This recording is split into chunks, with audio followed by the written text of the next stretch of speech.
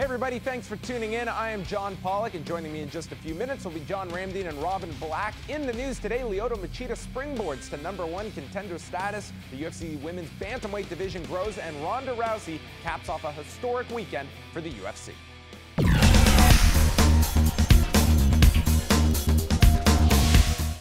In front of over 15,000 people at the Honda Center in Anaheim, California, Ronda Rousey defended her bantamweight championship against a game Liz Carmouche. Following a neck crank attempt by Carmouche, Rousey was able to get Carmouche on her back and after a struggle, applied her patented armbar for the tap with only 11 seconds remaining in the first round and ushering the women into the UFC. The UFC has now officially signed 10 additional women to the organization, including Miesha Tate and Kat Zingano, who are signed to fight April the 13th. Other females inked include Julie Kedzie, Jermaine De Randami, Amanda Nunes, Olympic silver medalist Sarah McMahon, and Canadians Alexis Davis and Sarah Kaufman.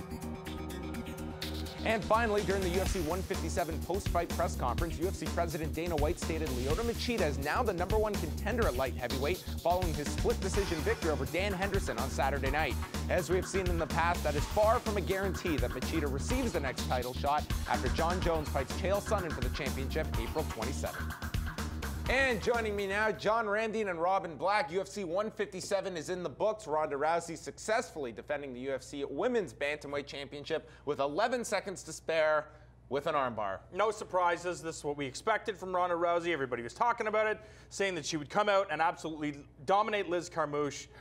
There were no surprises there. I think there were some. I don't think she dominated this. There was a struggle. There was a neck crank attempt, and I thought an incredibly exciting fight. You didn't enjoy this? Sure, but again, it's mixed martial arts. I would expect when two girls are fighting for a title, it's not going to be a one-sided affair. So yes, sure, we got to see Ronda Rousey escape the back mount that Liz Carmouche had. She ran the risk of getting submitted, but it didn't happen. She transitioned, got the armbar. No surprises there. Sure, it was a little bit of a bigger battle than some of her other opponents, but it's virtually the same fight as Miesha Tate in the sense that Miesha Tate was able to last 4+ minutes. So yeah, kudos to Ronda Rousey, but I think more impressive was ruthless Robbie Lawler, putting the 170-pound division on notice. Yeah, I mean, personally, I thought Ronda Rousey was very exciting. I liked that there was some drama with that fight. And, you know, by your thinking, every GSP fight unfolds exactly the way that you think Which it does. And every John Jones fight has unfolded exactly the way. Not really.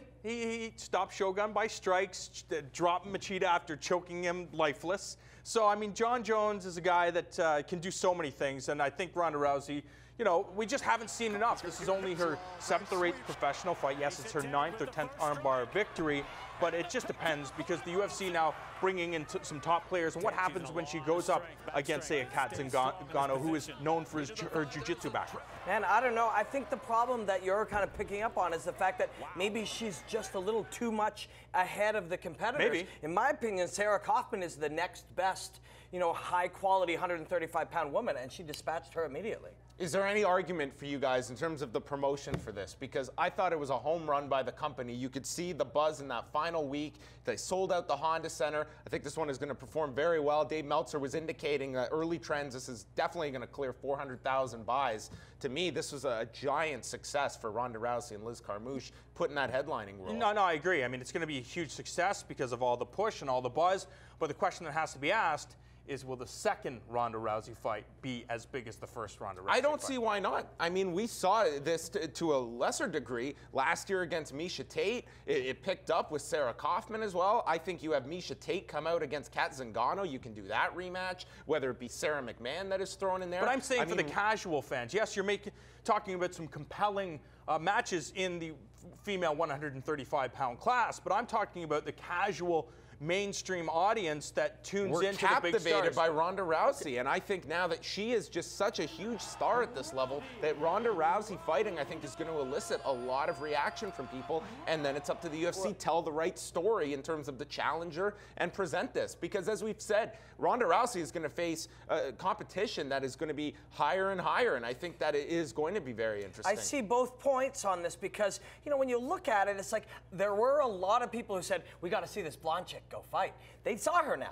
They went and they saw it. Do they become MMA fans? Or do they become only fans of women's MMA? Or do they go, that was a really fun Saturday night, let's get back to the things we normally do? We won't know the answers for a while. I look at Brock Lesnar losing that first fight to Frank Mir, and it's, oh, Brock Lesnar's dead right now, and look what happened after that. I think they have a gold mine here in Ronda Rousey. Dan Henderson, Lyoto Machida.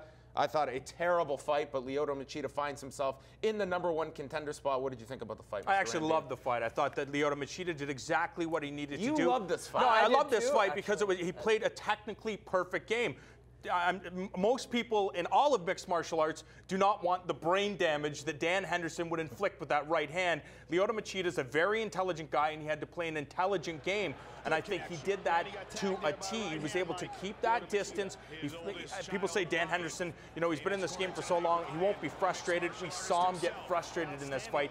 He was really caught in many traps that the Dragon set. And it's, I think that, First of all, you don't get points for defense here, and Lyoto Machida took a giant gamble sending that to the judges. Yeah, you know what? Here's the thing, man.